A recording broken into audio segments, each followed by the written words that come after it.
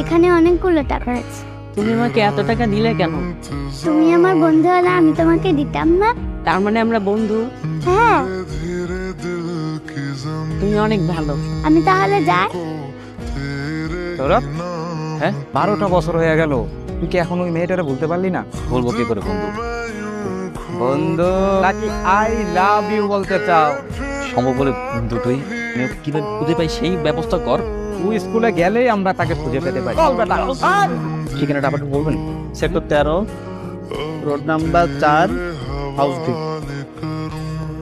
তুমি তো সেই সীতা, সেই মায়া ভরা দু চোখ, সেই মুখ যা আমি কখনো ভুলবো না। আজকে আমি অনেক হ্যাপি, কারণ তুমি আমার সামনে দাঁড়িয়ে আছো। ছোটবেলার সেই ক্রাশ তুমি।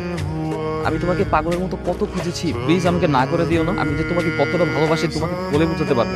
বলো, তুমি আমাকে ভালোবাসো?